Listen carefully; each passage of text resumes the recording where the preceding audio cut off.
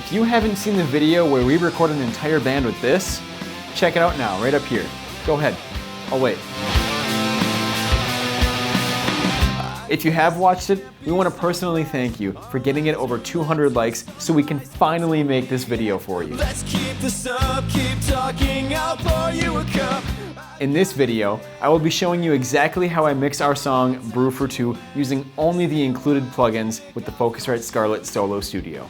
A quick note before we get started, a few weeks after we posted the original video, our computer crashed and we lost everything. So we had to record the song again. We used the exact same method with the one mic going into the Scarlett Solo Studio and still using only the included plugins. The song is a little bit different because there are different performances, but it's generally the same thing and all using the same methods and concepts. If you see any mixing bombshells in this video, go ahead and let me know what they are in the comments below. And while you're down there, give this video a thumbs up. We had to break this down into 2 videos because it was getting pretty long. So enjoy this first part, and before we get started, let's take a listen to the finished mix.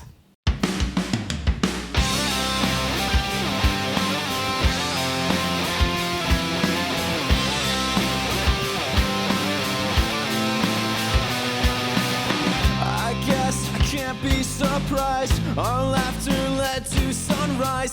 Don't leave yet, let's keep this up, keep talking, I'll pour you a cup. I've got your favorite blend, I don't want our time to end. Stay a while, kick off your shoes. I can't brew for two, sipping life anew. I can't brew for two, you're the one for me, I knew.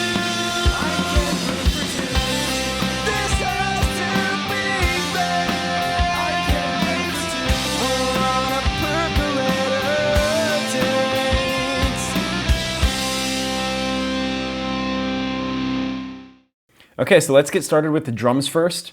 I'm going to solo just the room mic kit and I'll walk you through all of those plugins. So I'm going to turn all of these off. And then we're just going to start with the raw sound and then I'll show you the first EQ. Here are the raw drums.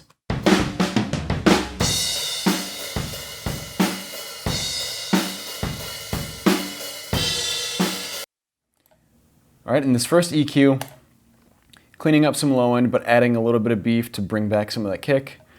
Adding a little bit here for the snare. Dipping out 500, kind of taking out that honky room sound. Dipping out around 4K because the cymbals were kind of harsh there.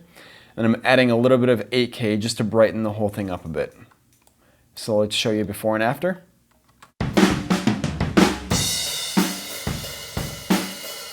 This is before.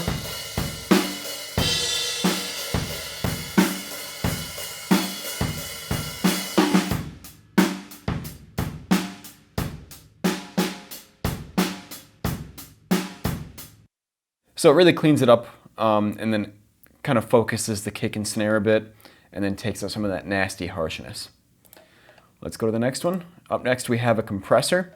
So I just did the drum attack preset and then I adjusted the threshold until it was at a good spot for the compression, where I thought it wasn't too much but just enough.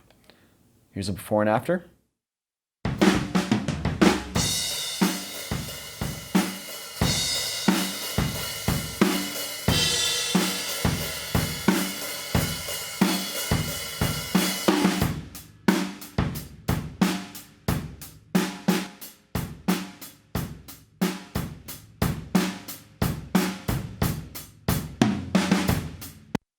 So it's a little bit louder, that was my bad. But it's just adding some smack to these drums. I want to treat this single mic as kind of like a room mic, but still kind of keeping some punch of the close drums, or what close mics would be rather. So again, let's hear that at the beginning. Yeah, I love the sustain that this compressor is giving us. Up next, we have the red EQ. So this one, I'm adding a little bit here to bring out more kick after the compressor, a little bit here around 200 to get more of the snare, and I made the bandwidth a little smaller to really focus on just the snare. And then up here we've got around 2K. I really wanted some good crack out of the snare and the toms, and 2K is around where that was. And then I wanted some 12K just to bring out some shimmer and brighten up the whole thing. I should note, none of this is scientific. I don't have pre-planned frequencies. I was just sweeping around and finding out what sounded good. So there's no scientific method to this. Just do what sounds good. So here's a before and after.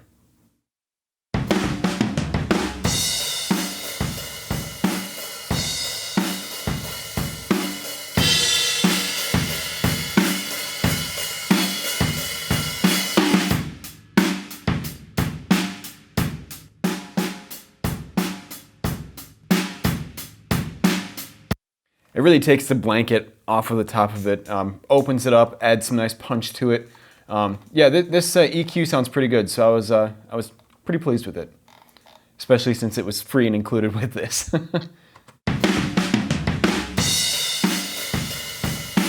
Yeah, love that beginning. Okay, up next we've got some saturation. So I usually track through a console in my studio, and I get some natural saturation from those preamps and the compressors I use. We were using this little Solo, and it's pretty clean, which is good, but I wanted to add some meat to it, and it just kind of helped control the dynamics as well, and saturation does that. So I'll show you before and after. Now the saturation knob does add volume to it, so you just got to be careful to turn down the volume whenever you use this thing. But it fills it out nicely. So here's a before and after.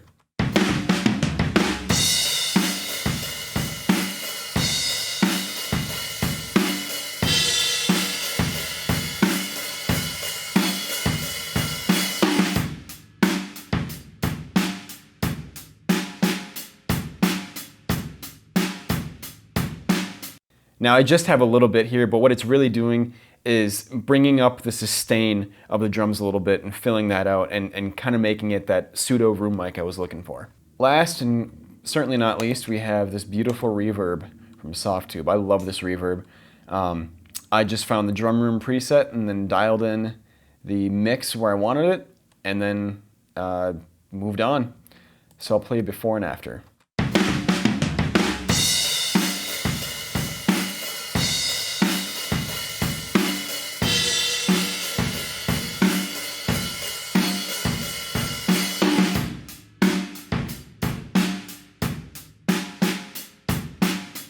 So that's a huge difference. This plugin is making it stereo, so it's really widening the drum sound, but it also it sets them farther back to blend in with the programmed drums. So let's play the raw drums, and then I'll play you all the plugins. So here's where we started.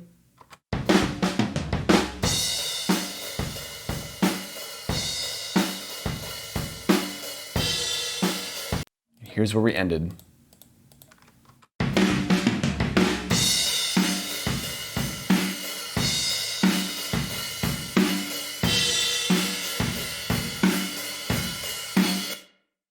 Cool. So now we got the raw kit mic taken care of. Let's move on to the program drums. So as you saw in the programming, we use the Expand 2 Rock kit, and I'll just play that raw here.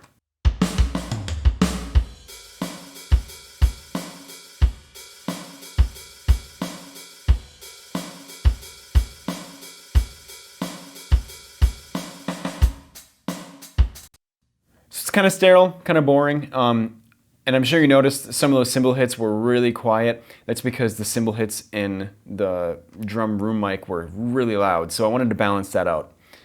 So this track is mostly just for punch and to be kind of like the main drum sound, the lead drums, if you will. And I went through and I changed the velocity of some of the notes just to bring them out more, especially in the beginning where it's just drums, so they really got to punch hard. So that's the raw sound. To make it punch even harder, I added a compressor. So we have the drum bus preset on the Red 3, and I think I changed a few things on here, but just take a look at these settings and here's what I came up with. So what I did is I had it all wet at the beginning and really dial in how much like force I wanted out of it. And then I dialed back the dry wet signal to bring back some of the raw sound so I can blend in the punch with just the dry, giving us that parallel compression. Let's take a listen before and after.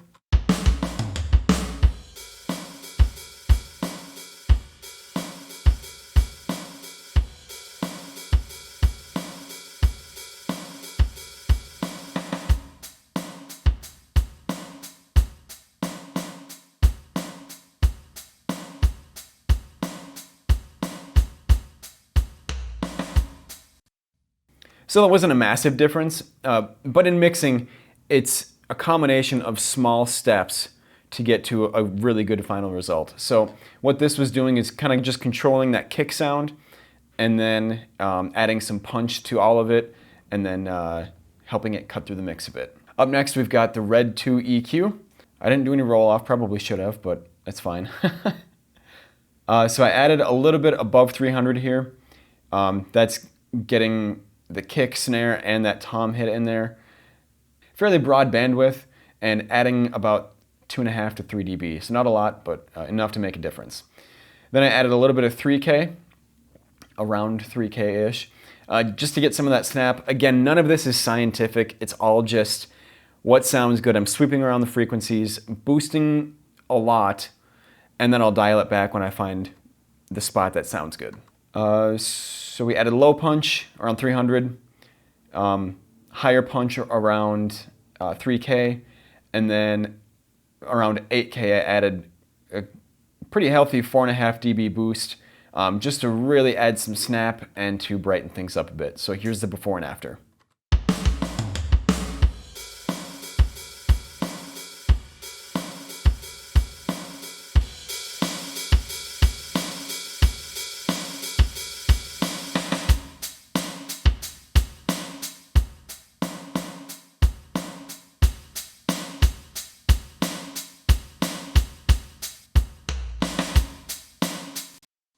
So it's really opening up there. Again, just taking a blanket off of it and kind of helping it jump out of the speakers. All that's left for the MIDI drums is the saturation knob. Same thing as before, just wanted to fill it out. And this is just a tiny, tiny bit of saturation just to bring out that sustain a little bit. So here's the before and after.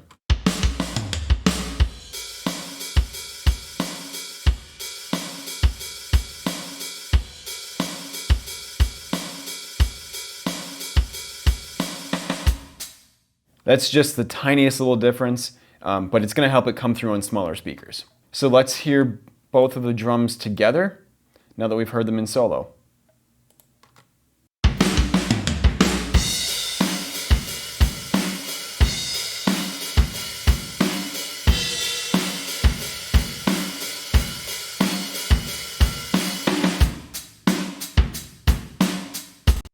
You don't think it's going to turn out like that when you hear them in solo, but combining them like that, it's pretty huge for just one mic and then some MIDI drums.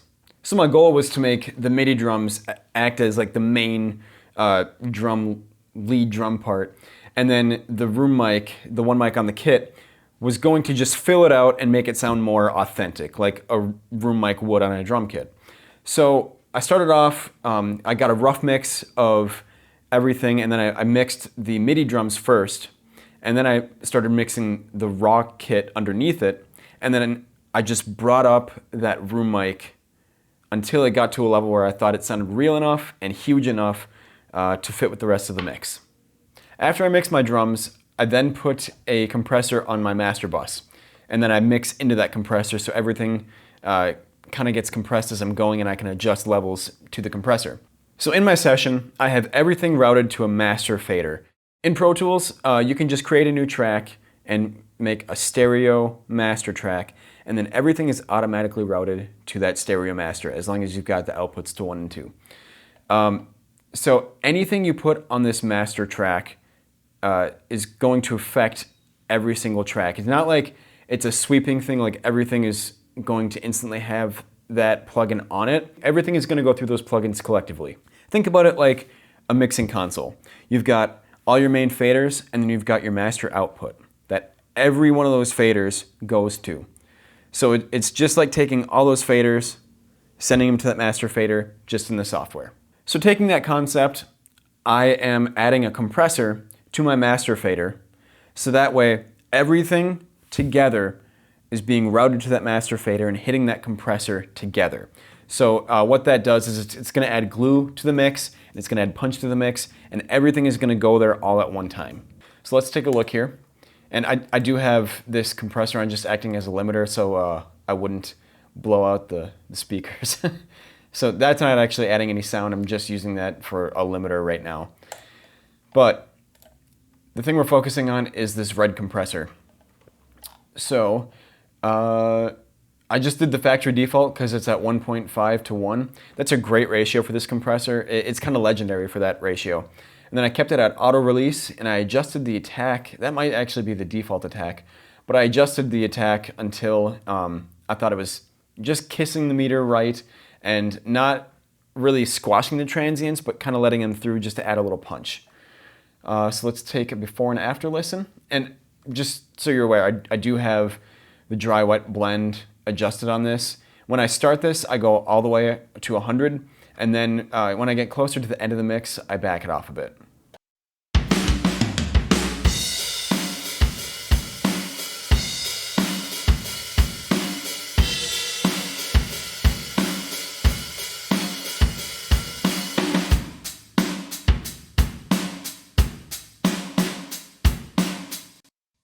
So what that's really doing is just kind of controlling it. It's containing everything. So it tightens it up, makes it sound like a record, but it also kind of adds a little bit of punch, especially to the kick there. So let's keep that on and we'll keep mixing. And we only did bass DI, but I have two bass tracks here. One is just a clean bass DI track, and the other I have a bass going through an amp simulator. So first let's listen to the dry bass DI.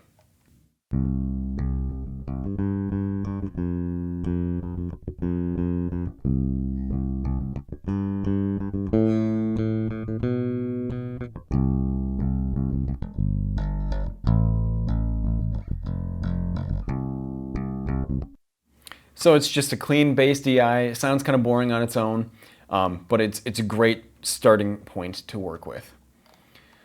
So let's take a look at our plugins here. The first thing I do is compress it. And I just found the bass guitar preset. I thought that sounded great. So I'm just going to play you before and after.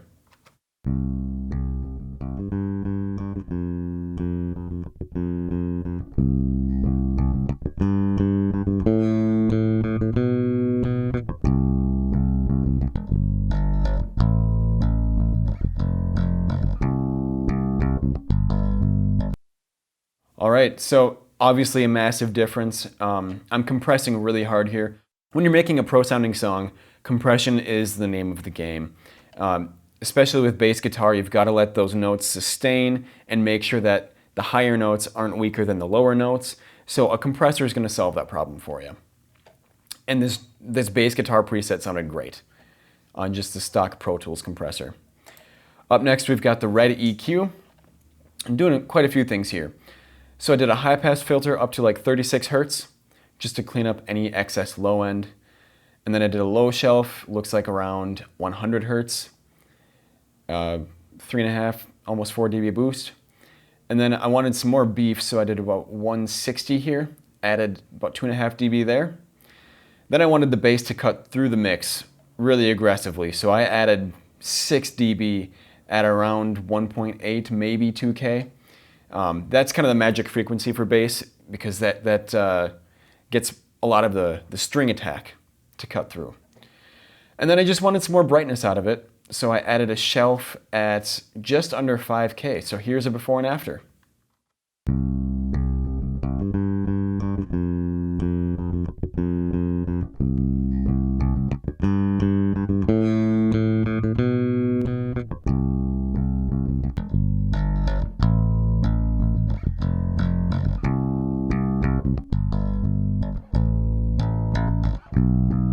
Again, just taking that blanket off of it. I've noticed when I get a lot of raw tracks from people to mix, or even just in my own studio, you got to add a lot of high end to just really make it exciting and sound good on any kind of speaker. So you see I started with the electric bass preset here, but I did change a lot of it. But that's okay, because presets are a great starting point, and then you can kind of adjust from there. So don't be afraid to use a preset and then change it up to whatever's going to fit your sound. And up next, again, the classic saturation knob. I'm driving this one pretty hard. I brought it almost to the point of distortion, actually. I love bass distortion, bass thickness. And this especially helps bass cut through and fill out on small speakers, like little computer speakers, so you can hear the bass guitar once in a while. Metallica, I'm looking at you. All right, so here's the before and after.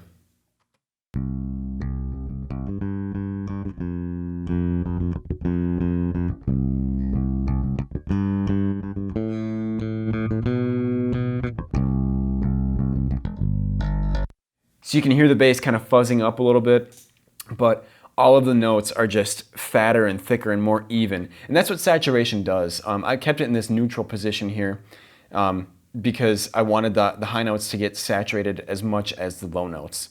If you do keep low, that sounds really good to fatten up guitars, and keep high is cool for adding excitement to vocals. For bass, I just love it at the neutral position. So for this part, Cal was playing with his fingers, but I tend to EQ bass the same way whether someone's playing with a pick or their fingers. As long as they're playing well, that's what matters. All right, so then I'll show you the bass amp track. Again, it's just that same boring bass DI, but I'll start off with that, then I'll run through the amp sim here. I'm using this DC Vintage amp with 11 light, kind of cranking the gain and the treble a little bit. And yeah, you can see the settings here, but let's just take a listen.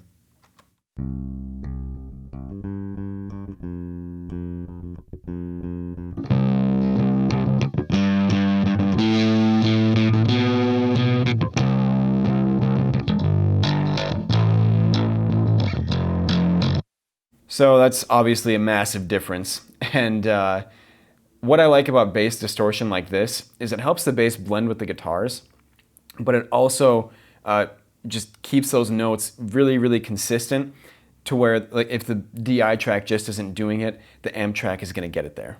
And by consistent, I mean every note is the same volume. And then I just got an EQ here, adding some more brightness and cleaning up a lot of the excess low end. So let's take a listen before and after.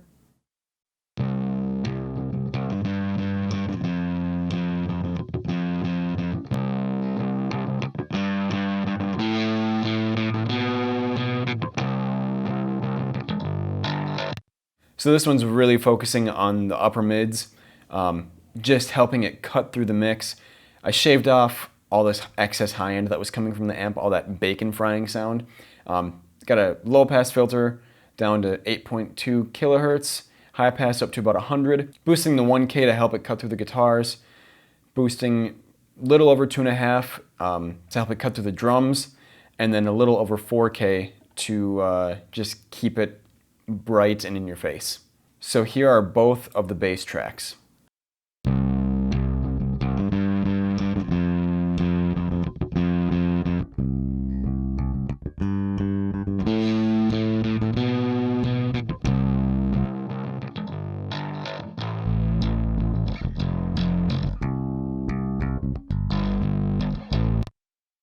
That might be a little bit too much distortion right now in solo, but what matters is hearing it in the mix with the guitars. Nobody is going to hear this song in solo except you guys watching this video.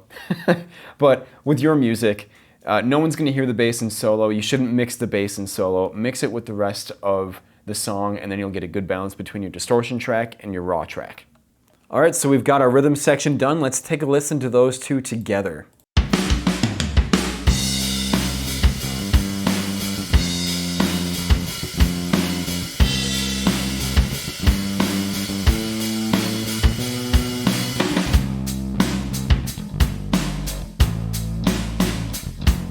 Up next, we've got guitars. So again, we just did a guitar DI, and then I grouped these guitars to be the same settings on each side. So rhythm guitars are the same exact part on each side, same exact settings, and it's just adding this wall of sound on the sides, but leaving room in the middle for the kick, snare, bass, and vocals.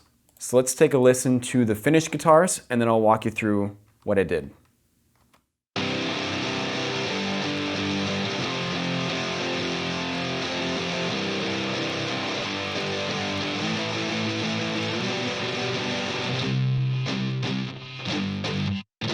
So we've got a little noise in there, little noisy pickups, but it's a nice thick and meaty sound, and it's really filling out the song. So let's take a look here. Bypass all these plugins.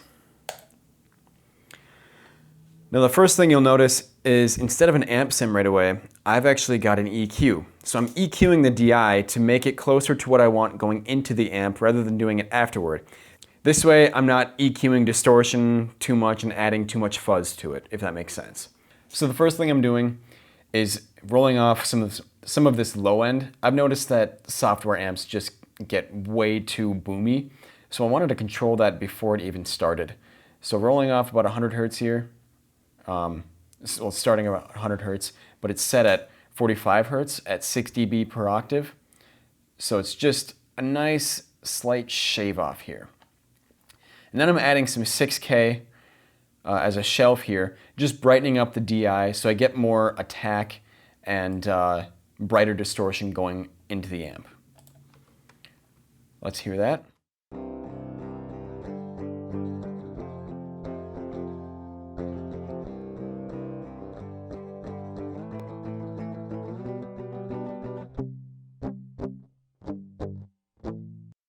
So this was in drop C.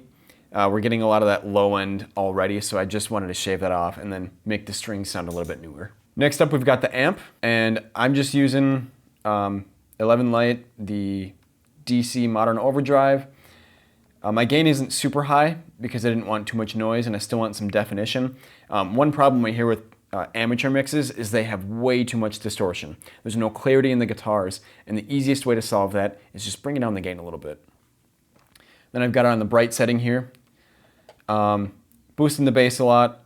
I want a nice thick sound. Cutting the mids just a little bit to make room for everything else, kind of take out the boxiness. Adding some treble and a bunch of presence to make it nice and bright. So let's take a listen.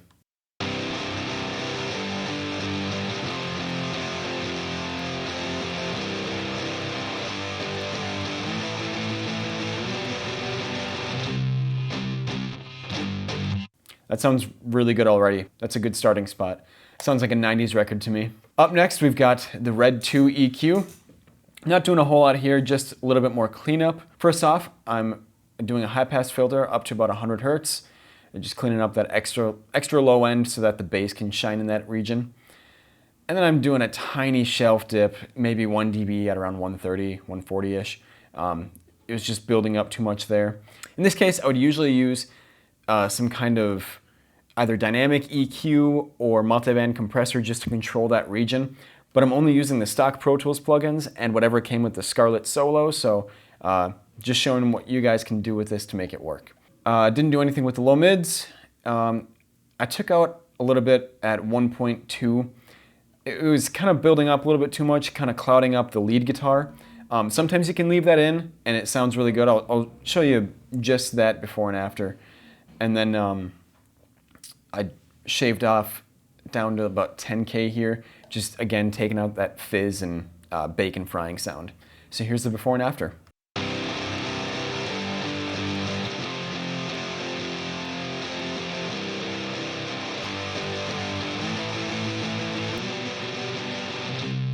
So we're losing some level here, but I was okay with that because then I hit the saturation knob. But first, let me show you this 1.2K dip.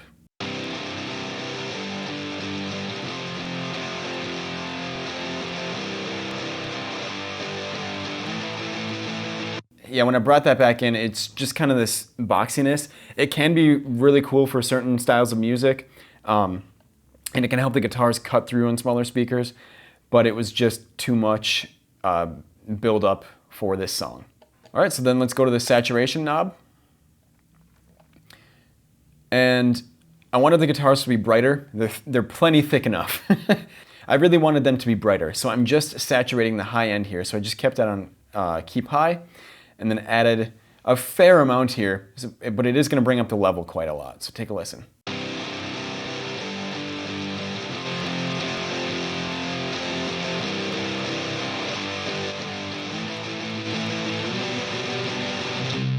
It's a nice, thick, and defined guitar sound.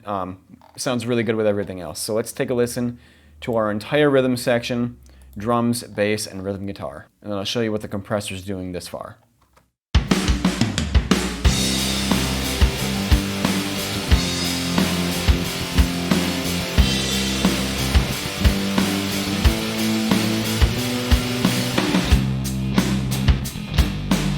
All right, up next we have our lead guitar.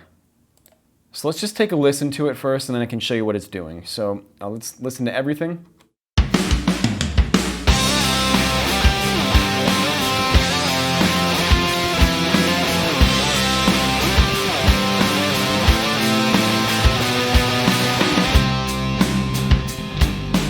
There's a lot of mids in that lead guitar, and it's really cutting through. And that's one of the biggest reasons why I cut that 1.2 range in the rhythm guitars, to make room for the lead guitar. So again, let me just take off everything else here. Again, I'm EQing the DI, but this time I went a little harder on the high pass filter, cut off all that extra low end because we don't need a lot of beef in the lead guitar. And then instead of adding the brightness at 6K, I just focused on the mids to really make this one cut through. So here's the before and after, just the EQ.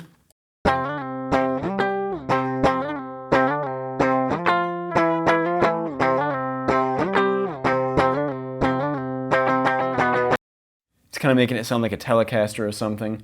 Just something real honky and really mid-heavy that can cut through a dense mix. Let's take a listen to the amp then. Again, low gain, added some bass, kept the mids in the same-ish spot, not as much treble, and a lot of presence.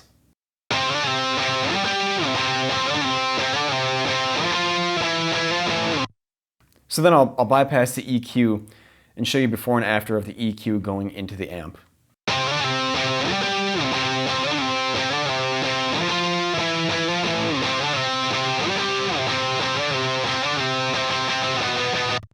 Just really cleaned up all that extra low end and made it a little bit brighter and was able to cut through.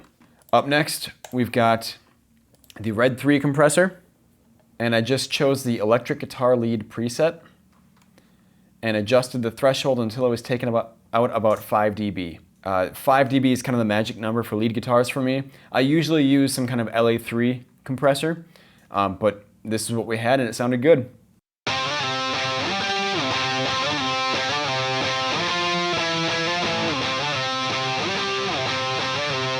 So what that's doing, just really listen for the attack when I strum. There's a lot of slurring the notes there, but listen when I attack the notes.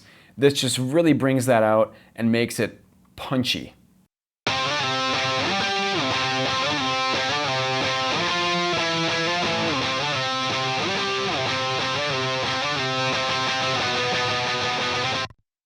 Like I said with the drums, it's the little things that add up that make the biggest differences. And then we've got our saturation knob. I wanted to keep this neutral just to fill out the whole thing a little bit. And I didn't add a whole lot here, but it is going to get a lot louder, so take a listen.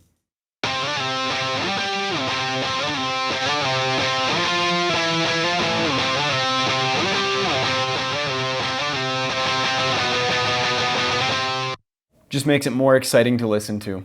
To kind of set the lead guitar back a little bit, kind of smooth out the edges, I added this delay. It's just a mono delay, and I chose the little springy preset, changed the groove a little bit, and then I settled on about 5%.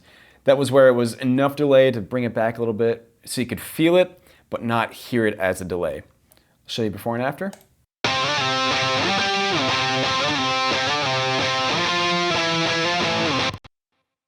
So when I paused it, you could kind of hear it going just a little bit. It's a very quick delay, but it just brought it back a little bit so it's not so in your face. And let me actually show you the dry wet. I'll show you 100%, well, maybe 70% wet, so you can hear what it's really doing.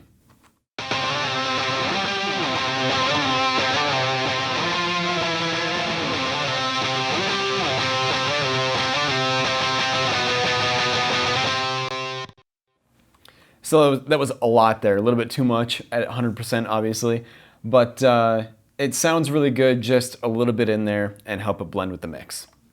So now that we have all the instruments mixed, I'll play through it and then I'll bring up the bus compressor so you can see what it's doing.